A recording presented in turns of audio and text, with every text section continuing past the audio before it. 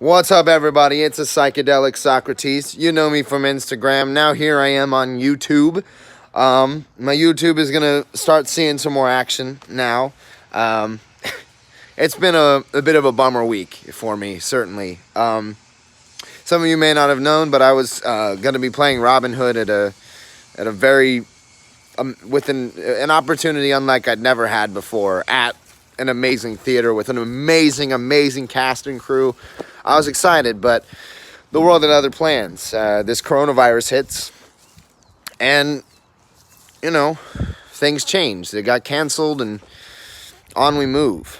But it brings up a really interesting thing, and I've been thinking for a long time about this, and I haven't said that much because, you know, I don't want to... I'm trying to think a little more before I talk, but, you know, I guess in some ways I always got to say my mind, you know?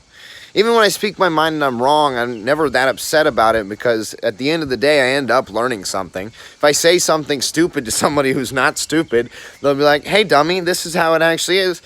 And even if I don't end up agreeing, I end up with a new perspective that I'd never heard before that broadens my mind. So, whatever. I think this coronavirus is overblown, 100%. I think that this is no more worse than a regular cold or flu. It's killing a few more people in a few more categories than any of those on average. But you gotta understand, even for a regular flu or cold, these are not the same virus over and over again. They are different viruses every single time that are down the same strain of disease, okay? So some of them have higher kill rates. Some of them have lower kill rates. Some of them affect different people in different ways. And some of them don't affect people at all. So what I am having a problem with is that this virus that has shut down entire sporting events that have been going on for 30 years or more, this thing which has stopped us from being able to join together, this thing that has given us so much fear that I saw a post on Facebook that you shouldn't even be going out and hanging out with people. You shouldn't even trying to fucking associate. You should be staying in your house and doing nothing. That's bullshit. This world is stronger than that. Our immune systems are stronger than that. Look, like, I'm not saying that we should not take health seriously, but I don't believe this is the way to do it. Shutting down everything, secluding an already reclusive and lonely society, this sounds like disaster waiting to happen. And all for something that is only killing like 3% of the people that are getting it.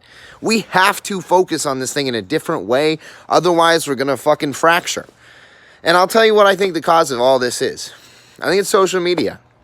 I think if you remember back, I don't know if some of you remember, I don't know if you can think past 2 minutes, but some of you might remember swine flu a couple of years ago. That was pretty bad. It was around the same sort of situation. Media freaked out about it, all that, but guess what? It went right under the rug. A lot of people got it, a lot of people got better, and we moved on with their lives, and most people don't even remember it at this point. It's the way it went. It didn't explode into something bigger because it wasn't something with the ability for every dumb motherfucker who heard one thing about one thing to be like, this thing is happening right now. And I'm not saying exactly that's what happened with coronavirus. I'm saying that happens all the time. I deleted my Facebook not that long ago because Facebook tends to draw me in more than any of them. I haven't had Twitter in forever. I still have like a Facebook account, but I don't have like the app anymore, so I'm not just tempted to like look at it every time there's a little red dot above it. Because I find that it draws you into this world of just bullshit where you're arguing with people that are not going to listen to you, and you're getting yourself worked up, and you're saying things that you'd never say to somebody else. Let's say you're a compassionate person normally, but you start saying some horrible ass mean shit to people on Facebook just because they have a different opinion on you, and you have a group mentality going because a couple of your buddies join in. It's bullshit, and it's negative, and it's gross, and it gets right in here, and it starts to fucking infect you, okay? I stopped. I said, no more of this bullshit, okay? I still got Instagram and things like that so I can share some positive thoughts that I have, or some music, or these beautiful things that are the things that make life worth living, at least for me and for a lot of people. That's what I think this is for. But what's happening now is it's all of these little pieces. We all have truths, but we're all so obsessed with making our truth seem correct. Thanks, religion. All obsessed with making our truth seem correct, so much so that we end up dominating and hurting anyone that we think is slightly different than us. So if someone has an opinion that's different than you, a lot of times you take their entire idea, their entire perspective of the world off the table because of one opinion. What's happening is that this and all these things are spiraling everything. They're fracturing every sort of truth, every sort of uniting factor away from all of us. Because we're all so obsessed with trying to figure out and fix other people. But guess what? You are not going to fix other people. You are not going to make a Trump believer stop believing in Trump. And Trump believers, if for some fucking reason you're watching me, you're never going to get a socialist to agree with the way that you think about things. So stop. Stop trying to fucking get in people's faces about it. Stop trying to change people's minds about it. And just live your goddamn life. Do you understand? I don't care what religion you believe. Every single one of them has some notion of understanding that God is in us. All right? If I was to go into my own beliefs, and I could talk about that forever, but I'll keep it short, I believe that we all have all of God in us.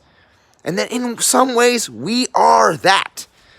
We command infinite amounts of power, and yet we use so little of it. There are scientific studies that show that our brains are only getting used like 10% or something like that. Great thinkers have been able to push past that, but most of us are sitting around bullshitting with barbecues and not knowing how to fucking turn on the grill.